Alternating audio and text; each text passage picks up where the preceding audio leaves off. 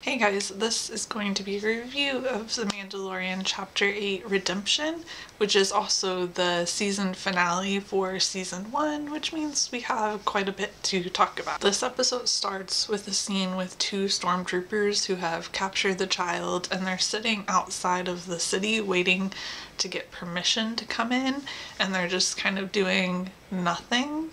And it's really strange because the last episode ended on such a cliffhanger, so to then have this one start with kind of nothing happening for a bit feels very odd almost, because there really are moments of just silence as they don't do anything in that scene. It is very funny, especially when the child keeps moving around and they're talking about what it is and the one stormtrooper wants to see it.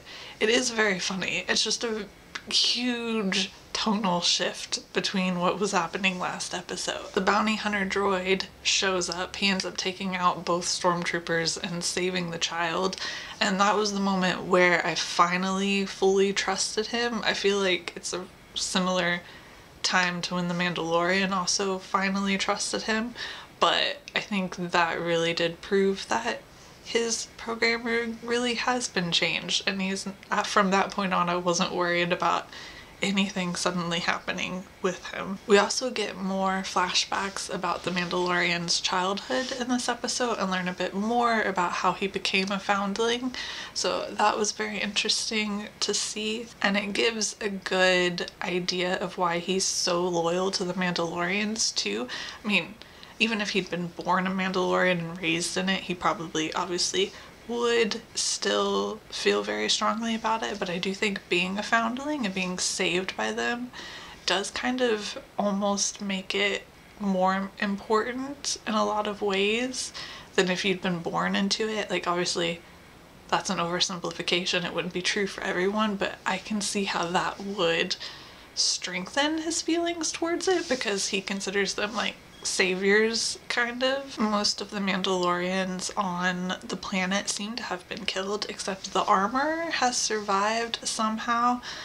She also ends up taking out a bunch of soldiers later, and it's very interesting considering everyone else died.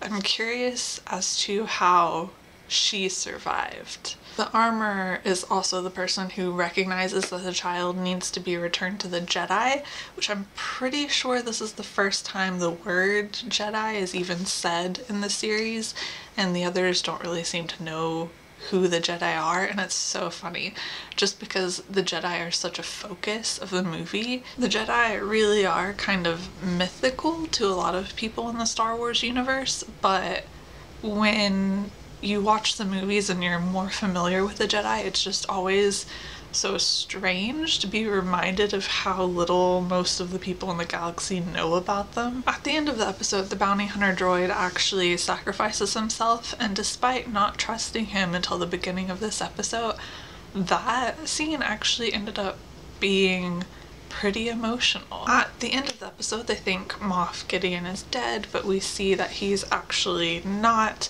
So between that and the fact that the Mandalorian is now apparently going to be searching for the Jedi, I'm very curious about what's going to happen in Season 2. I have actually started watching Season 2 already, so I'm going to talk about the next episode later today. Actually, I'm going to film that video, so I will see you guys to talk about that soon, but I will see you guys later. Bye.